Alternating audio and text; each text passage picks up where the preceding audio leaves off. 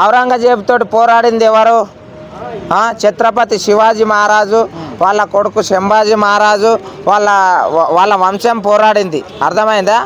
ఇంకొకటి హరిహర రాయలు ఉన్నప్పుడు అసలు హరిహర వాళ్ళు బ్రదర్స్ కదా, వాళ్ళు ఉన్నప్పుడు అసలు చార్మినార్ అని ఉన్నదా?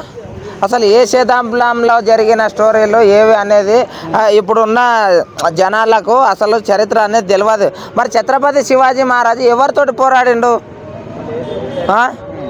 అందుకోసమనే కొద్దిగా స్టోరీ అనేది అక్కడిక్కడ అయినందుకు ఆయన అలా కామెంట్ చేసి ఉండొచ్చు. కాకపోతే ప్రతి కామెంట్ని ఆయన ఒక వేరుగా చూడరాదు. ఏంటంటే ఒక వ్యక్తి ఒక క్వశ్చన్ చేసిండంటే దాంట్లో ఏదో ఒక నిజం ఉండబట్టే చేస్తారు. అర్థమైందా? ఇప్పుడు స్టోరీ అన్నది మీరు కరెక్ట్గా లేదంటున్నారు, ఓకే.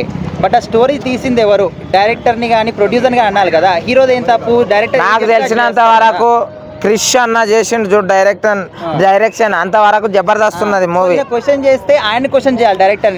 ఇంకొకటి ఏమిటి అంటే అన్న ఒక స్టోరీ లైన్ ఖతర్నాక్ నడిచే టైంలో మళ్ళీ సెకండ్ హాఫ్ మొత్తం కామెడీ పెట్టిండు. అది ఎలాంటి స్టోరీ? ఎవరన్నా అయికోకనా అది ఎలాంటి స్టోరీ? ఆయన కూడా ఒక స్టోరీని అది ఇది మొత్తం తెచ్చి మిక్స్ చేసిండ్రు. ఓకే, పర్లేదు, మస్తున్నది మూవీ. అయితే మళ్ళీ సెకండ్ హాఫ్లో కామెడీ పెట్టడేంది? అసలు అంత సీరియస్గా వెళ్ళిన మూవీని అసలు కామెడీ పెట్టడేంది? అట్లా పెట్టొద్దు. ఆయన పవర్ స్టార్, అర్థమైందా? పవర్ స్టార్కు తగ్గ స్టోరీ అనేది ఫస్ట్ హాఫ్లో జబర్దస్త్ ఉన్నది అన్న. నిజం చెప్తున్నా, అన్నకు ఇట్లా సలాం కొట్టాలి అంతే. అంత యాక్టింగ్ చేసిండు. కానీ మళ్ళీ కామెడీయన్ని చేసి పెట్టారు second half. This is not correct. Fans కూడా చాలా హట్ అయ్యారు. కాకపోతే అన్న మూవీ బాగా ఆడాలి. ఇంకోటి ప్రకాష్ రాజ్ గారు ఏదైనా కామెంట్ చేసేటప్పుడు ముందు వెనక ప్రతి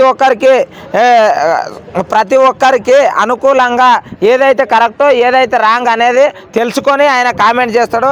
ఇది నేను చెప్పింది మీ మనసులకు నొప్పి అయితే ఫస్ట్ ఒకసారి యూట్యూబ్లలో పోయి ఇదాన్ని పెట్టండి అన్న, మీ వ్యూస్ కోసం వాడొద్దు. ఇగో యూట్యూబ్లలో పోయి చరిత్ర తెలుసుకోండి. ఔరంగజేబు తోటి ఎవరు పోరాడినరు, చార్మినార్ ఏ టైంలో కట్టినరు, హరిహర రాయలు ఏ టైంలో ఉన్నాడు, ఇవి కూడా తెలుసుకోండి. ఎందుకంటే ఏవో స్టోరీలోనే ఇక్కడిక్కడ కలిపినందుకు అలా అనిండొచ్చు. దాన్ని కూడా కాంట్రవర్సీ చేసి పెద్దగా చేయడం అనేది ఇది మంచిది కాదు. ఫస్ట్ ఆఫ్ ఆల్ ఆయన సినిమా ఇండస్ట్రీలో ఆయన కదా, కొంతమంది ఎవరైతే ఇలా మాట్లాడతారో సినిమా బాగాలేదు, విఎఫ్ఎక్స్ బాగాలేదు అని చెప్పి, they don't know what is cinema. సినిమాలో ఎంత వెనకాల కష్టం ఉంటుందో. ఒక 5 సంవత్సరాల నుంచి కష్టపడి ఓకే విఎఫ్ఎక్స్ టీము ఎక్కడో ఫెయిల్యూర్ అయితే అయింది, నాకు కూడా అనిపించింది. పవర్ స్టార్ పవన్ కళ్యాణ్ గారు అభిమాని చెప్తానా.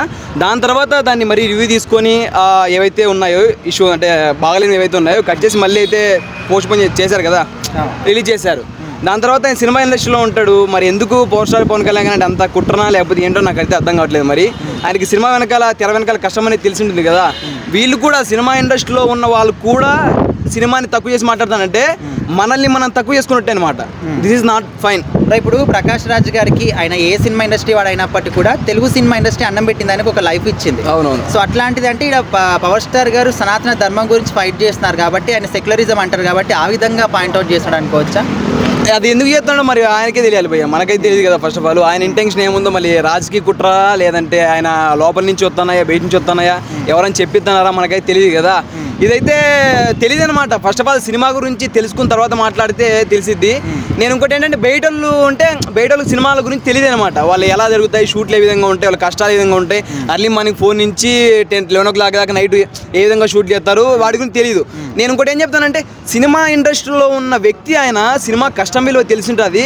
ఆయన కూడా అలా చేయడం అనేది అది చెప్తాను కదా, మన వృత్తిని మనము తక్కువ చేసుకున్నట్టు అవుతుందని చెప్తా ఉన్నాను. మరి మహేష్ బాబు గారు జూనియర్ ఎన్టీఆర్ గారిని చూసి నేర్చుకోవాలంటే వాళ్ళని చూసి నేర్చుకునేటువంటి స్థాయి పవన్ కళ్యాణ్ గారిది అనుకోవచ్చా? ఎవరి డిఫరెంట్ జోనర్ అయితే వాళ్ళకు ఉంటుంది భయ్య. ఎన్టీఆర్ గారిది, మహేష్ బాబు గారిది ఒకరిని చూసి నేర్చుకోవడం అనేది అది ఉండదు అనమాట. ఎవరిని మేనరిజం వాళ్ళకు ఉంటుంది కదా. మహేష్ బాబు గారు అయితే ఒక డిఫరెంట్ కైండ్ ఆఫ్ స్టైల్ ఆయనకి ఉంటుంది. పవన్ కళ్యాణ్ గారిది ఫ్యాన్స్ బేస్ ఉంది. దాని తర్వాత సినిమా కష్టపడి 5 సంవత్సరాలు తీశారు.